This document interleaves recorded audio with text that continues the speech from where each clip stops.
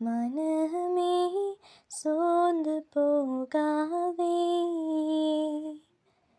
கண்டுன்னை அழைத்த தேவன் கைவிடுவாரோ? கண்டுன்னை அழைத்த தேவன் கைவிடுவாரோ? சோர்ந்து போகாதே மனமே, சோர்ந்து போகாதே. வாக்களித்த தேவனை நீ பாடிக்கொண்டாடு, ஊக்கமான ஆவி உன்னை தாங்க மன்றாடு. சோர்ந்து போகாதே மனமே, சோர்ந்து போகாதே. துன்பங்கள் தொல்லைகள் உன்னை சூழ்ந்து கொண்டாலும், அன்பர் உன்னை தேற்றும் நேரம் ஆனந்தமல்லோ. சோர்ந்து போகாதே மனமே, சோர்ந்து போகாதே. சோதனைகளை சகிப்போன் பாக்கியவானல்லோ. ஜீவ கிரீடம் சூடும் நேரம் என்ன பேரின்பம். சோர்ந்து போகாதே மனமே, சோர்ந்து போகாதே. காலை நேர தியான விளக்காக இயேசு கிறிஸ்து நாமத்தில் உங்களை வாழ்த்தி வரவேற்கிறேன். எரேமியா தீர்க்கதரிசியின் புத்தகம் 32ஆம் அதிகாரம் 19ஆம் வசனம். யோசனையிலே பெரியவரும் செயலிலே வல்லவருமாயிருக்கிறீர். அவனவனுக்கு அவனுடைய வழிக்கு தக்கதாகவும் அவனுடைய கிரியைகளின் பலனுக்கு தக்கதாகவும் அளிக்கும்படி உடைய கண்கள் மனுபுத்தருடைய எல்லா வழிகளின் மேலும் நோக்கமாயிருக்கின்றன. இந்த வசனம் ஒரு அருமையான வசனம். அவர் யோசனையில் பெரியவர், செயலிலே வல்லவர். யோசனையில் பெரியவர். நம்ம இந்த நாளில் பார்த்திங்கன்னா மனிதர்களுடைய யோசனைக்கு சில நேரங்கள் நம்ம போவோம். ஏதாவது ஒரு யோசனை கேட்கணும்னா ஒரு சிலர்கிட்ட நம்ம யோசனை கேட்போம். ஆனால் எல்லா மனிதர்களுடைய யோசனையை விட பெரிய யோசனையில் சிறந்தவர் யாருன்னா கர்த்தராகிய தேவன் தான். அவர் தான் யோசனையில் பெரியவர். நம்ம எந்த ஒரு காரியத்தை குறித்தாவது நம்ம மனிதரிடத்தில் கேட்கும் முன்பாக ஆண்டவரிடத்தில் போய் உட்கார்ந்து நாம் கேட்கும்போது அவருடைய வார்த்தையிலிருந்து, அவர் கொடுக்குற அந்த வார்த்தையிலிருந்து நமக்கு வரக்கூடிய யோசனை ஆசீர்வாதமானதாகவும் ஆறுதலாகவும் இருக்கும். அதை நம்முடைய வாழ்க்கையில் பயிற்சி எடுத்துக்கொள்ளணும். எந்த காரியத்துக்கும் அவரிடத்தில் போய் யோசனை கேட்கறதுக்கு நமக்கு அந்த மாதிரியான சுபாவங்கள் உண்டா? அவர் யோசனையில் பெரியவர், ஆலோசனை கர்த்தர் அப்படின்னு சொல்லி அவருடைய நாமங்களில் ஒன்று. அவர் நாமங்களில் அவர் வல்லமையுள்ள தேவன், நித்திய பிதா, சமாதான பிரபு, அதிசயமானவர், ஆலோசனை கர்த்தர். அதிசயமானவர், ஆலோசனை கர்த்தர், வல்லமையுள்ள தேவன், நித்திய பிதா, சமாதான பிரபு. அப்போ அவர் ஒரு ஆலோசனை கர்த்தராக இருக்கிறாரு. அதான் அவர் யோசனையில் பெரியவர் என்று சொல்லி நம்ம பார்க்குறோம்.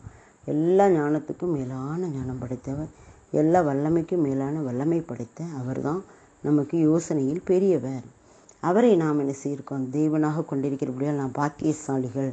இது பாருங்க, செயலிலே வல்லவர். அவர் செயலிலே வல்லவர், செயல்படுவதில் வல்லவர்.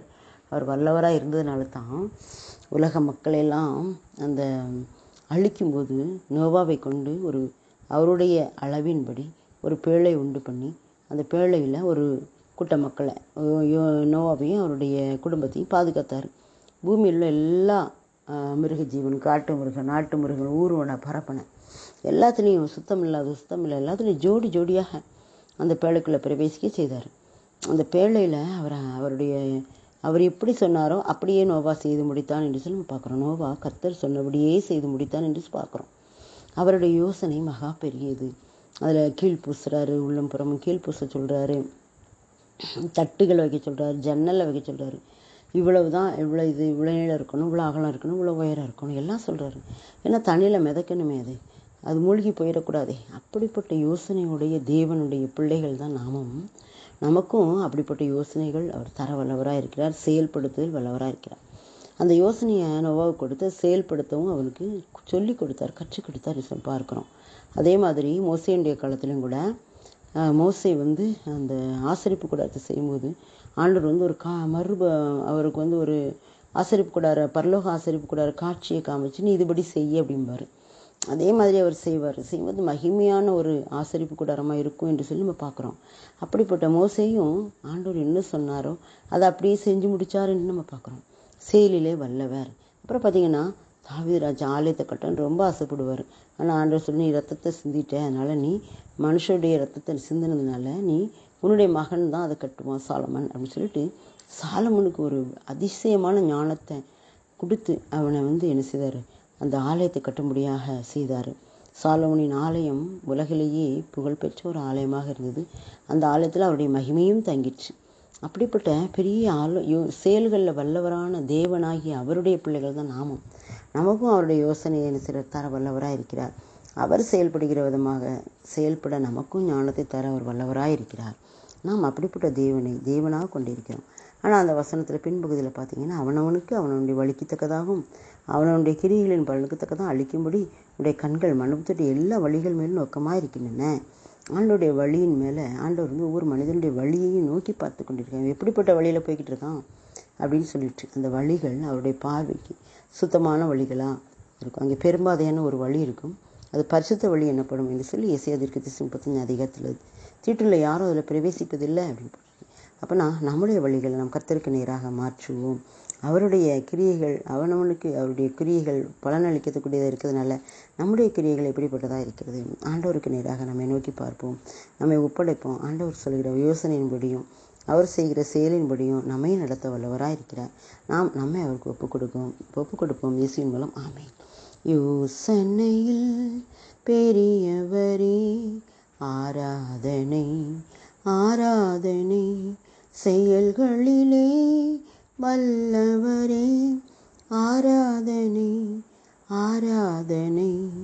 அப்பாவை நன்றியோடு துதிக்கிறதுனால நீர் யோசனையில் பெரியவர், செயலில் வல்லவர். உங்களுடைய பிள்ளைகள் நாங்களும் அப்படிப்பட்ட கிருபையை பெற்றுக்கொள்ள எங்களை தகுதி